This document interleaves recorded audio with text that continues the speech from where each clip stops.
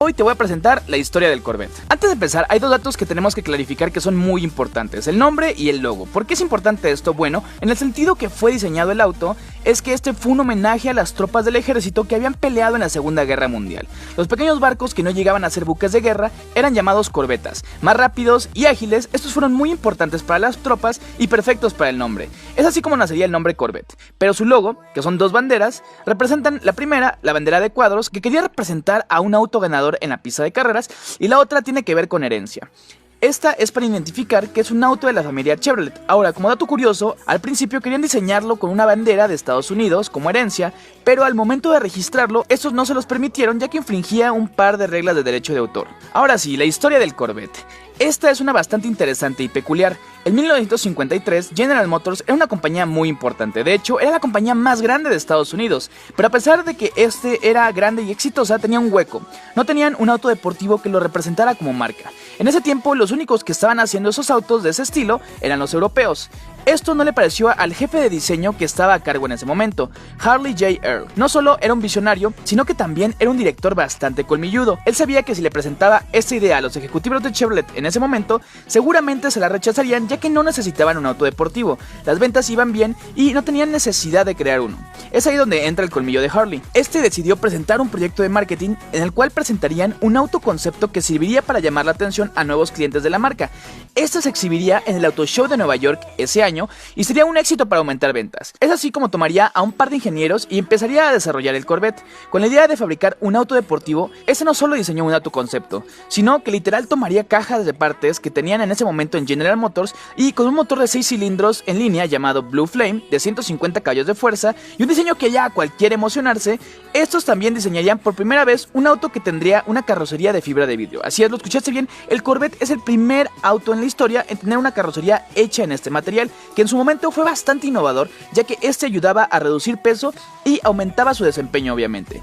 Para esto, el concepto no había sido presentado todavía públicamente cuando el jefe de ingenieros de la marca lo vio y digamos que fue amor a primera vista. Y dijo, ¿cómo es que esto no lo vendemos? Y fue justo como de la noche a la mañana, el auto que era concepto pasó a convertirse en un auto de producción. En 1953 empezaría a venderse a lo largo de todo Estados Unidos un auto construido en casa para los de casa. ¿Qué podría salir mal? Bueno, el problema fue que el auto era hermoso, pero era bastante malo, y a pesar de tener un excelente diseño, este tenía un motor que no era adecuado para la personalidad del auto y la suspensión era basura totalmente. Los primeros 2 años el auto fue un total fracaso, literal nadie los compraba y el Corvette era la burla de otros autos como los Porsches y los Ferraris de la época. Fue así que en 1955 Chevy decidió tirar a la basura ese motor y equipar al Corvette con un V8. Con 195 caballos de fuerza y ese sonido único que producen los motores, el Corvette había cambiado completamente, con un toque de personalidad y convirtiéndose no solo en un auto divertido, pero también en toda una experiencia al manejarlo. Este fue buenísimo para empezar a venderse,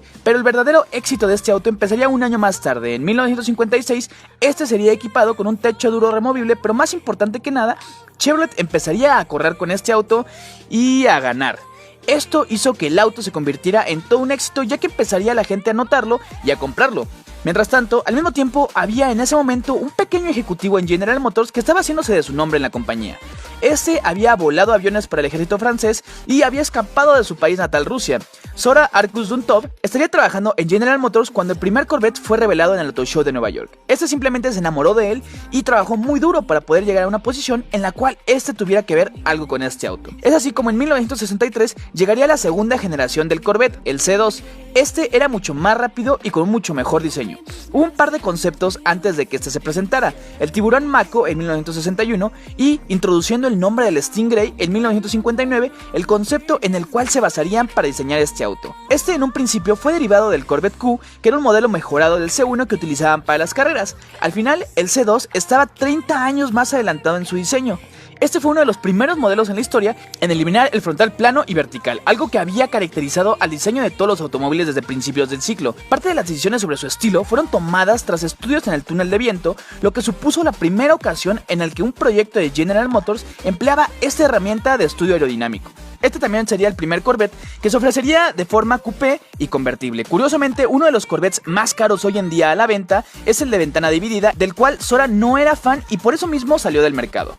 Fue aquí en donde Sora estuvo tan involucrado que terminó llamándose el papá del Corvette. Hay historias muy famosas en donde Sora con su equipo de ingenieros y diseñadores trataron durante años de hacer un Corvette con motor central, y mientras todas las demás ideas que fueron escuchadas eran aceptadas, esta fue la única que no tenía aprobación. El C2, para finales de producción en 1967, había vendido más del 50% que su anterior generación, que fueron 20,000 unidades vendidas, y con versiones de más de 500 caballos de fuerza en un auto de fibra de vidrio, este lograría un estatus de leyenda entre los demás autos de ese momento. Es así que en 1968 llegaría la siguiente generación del Corvette, el C3. Como dato curioso, si ya te diste cuenta, el número que va al lado de la C, que significa Corvette, es el de la generación que esta representa. Pero regresando al C3, o más conocido como el nariz de chile relleno, es el Corvette que más ha durado en el mercado y que más se ha vendido también. Los récords empezaron en su primer año, vendiendo más de 30,000 en el primer año, son más que todos los de la segunda generación en su historia.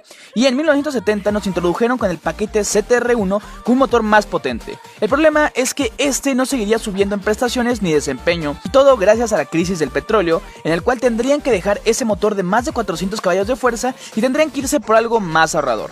Es así como el Corvette, así como el Mustang, tuvieron que ser domados y con motores más pequeños produciendo números patéticos. El Corvette se convirtió en un auto que solo aparentaba lo que hace muchos años había representado. El C3 también fue el auto oficial de los astronautas y a este lo bautizaron como el Astrovet. Para esto, mucha gente especulaba que el C4 sería motor central. El tiempo era correcto, sus contrapartes italianas llevaban años haciendo autos así, hasta Toyota estaba a punto de sacar el MR2. Parecía que este era parte de la evolución de los autos, pero claro, había un problema, y es que este debería de convertirse en un V6, ya que el V8 no cabía. Una excusa bastante tonta en mi opinión, ya que Lamborghini y Ferrari estaban metiéndole V12s a sus autos. Entonces, ¿cómo es que estos no pudieron? En fin, la hipotenusa. Se canceló el proyecto del Corvette, motor central, y fue con el diseño clásico de motor al frente. En 1990, Chevrolet decidió hacerle frente a los europeos, ya que sentían que el Corvette llevaba años con su alma perdida, y es cuando decidieron hacer al mejor Corvette de la historia en ese momento. El ZR1 de cuarta generación era todo lo que un entusiasta querría, con un gran V8 LT5 al frente produciendo más de 370 caballos de fuerza. Este era el regreso del Corvette que la gente quería. El motor fue diseñado en conjunto con Lotus y Mercury Marine. No la marca Mercury. Mercury Marine diseñaba motores de barco, así que no encuentro la relación, pero bueno, como sea, esto funcionó, y con una velocidad tope de 276 km por hora, este se convertiría también en el Corvette más caro de la historia, costando un equivalente a ahorita de 2.4 millones de pesos. Este le haría frente a todo lo que fuera su competencia y fue un auto bastante bueno para revivir al Corvette. Esta generación del Corvette también se hizo muy famosa, ya que se convertiría en el coche oficial de Barbie. Y es así como llegamos a 1997, que llegaría la quinta generación del Corvette, el C5. Este sería un completo rediseño del auto. En años anteriores, estos normalmente tomaban el mismo chasis y solo modificaban algunas cosas. Eso no pasó con el C5. Este era nuevo de pies a cabeza, o bueno, de faro a faro, y no tendría ninguna pieza igual que la generación pasada, tanto en motores como en interiores, suspensión, frenos, todo. En 2001 trajeron de vuelta al Z06, que originalmente había nacido con el Stingray. Este se convertiría en la versión más deportiva de la generación, y en el 2004 también sería el auto que tendría el récord de autos de producción en el frenado, superando así al Toyota Supra. Para 2005 llegaría el C6, que tomaría como punto de referencia al Z06, y es así como la versión base vendría con un motor LS2 de 400 caballos de fuerza. Este básicamente era un C5 bajo su carrocería, así que estos tomaron ese chasis y lo irían perfeccionando poco a poco con el paso del tiempo. Después introdujeron un nuevo motor para este auto, el LS3, pero el verdadero cambio llegaría en el 2006 con el C6 Z06. Con un motor aspirado de 7 litros, el LS7 sería la evolución natural de los motores LS. Este era una bestia que produciría más de 500 caballos de fuerza, y bueno, cuando creíamos que esto no se pondría mejor, Chevrolet nos dio el santo grial de los Corvettes en 2009. El Corvette C6 ZR1 es el mejor Corvette de la historia. Punto. Con un motor LS9, la serie de motores LS llegaría a su máximo punto, la última evolución de este motor. Con un 6.2 litros, este V8 supercargado es capaz de producir 639 caballos de fuerza. Este también tenía los mismos frenos que el Enzo Ferrari, solo que los frontales del Enzo eran los traseros del ZR1. Así de bestia era este coche. También fue un momento de innovación para la marca, ya que utilizaron tecnología de suspensión electromagnética por primera vez en un Corvette. este literal estaba en una categoría propia. Los que podían mantenerse con él en las curvas no podían con él en línea recta, y los que podían en línea recta no podían en las curvas. Tal vez recuerdes esa competencia de Top Gear cuando el Corvette era incontrolable, pero lo que no te dijeron, que nos contó el Stig en su libro, es que este día el CTR1 tuvo problemas con la suspensión.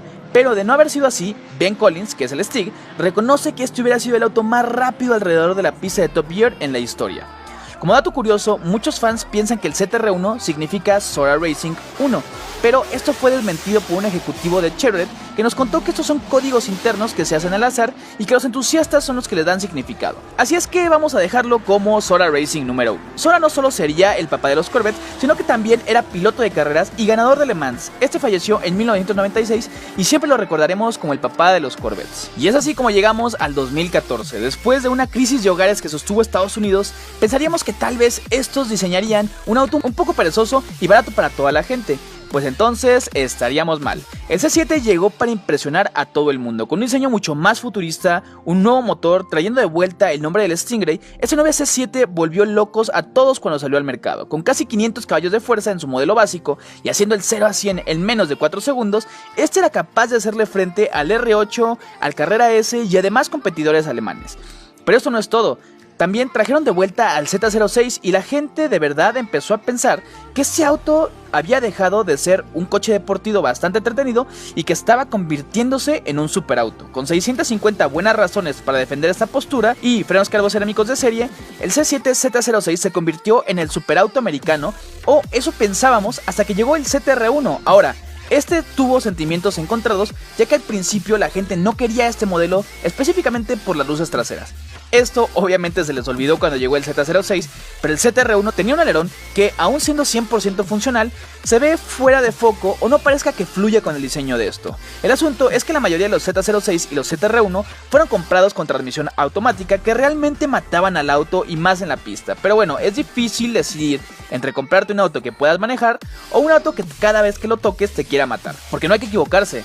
650 caballos en el Z06 es mucho, pero 755 caballos de fuerza son una grosería. Y Chevrolet lo sabía. Al ver los resultados de estos autos se dieron cuenta que la plataforma con motor delantero estaba ya al máximo. Esta ya había sido bastante explotada y prácticamente era imposible de manejar a menos de que fueras un piloto profesional. Así que casi 25 años después de la muerte, a Sora por fin se le haría realidad su sueño. En 2020 nos presentaron el C8 con motor central y caja de doble clutch.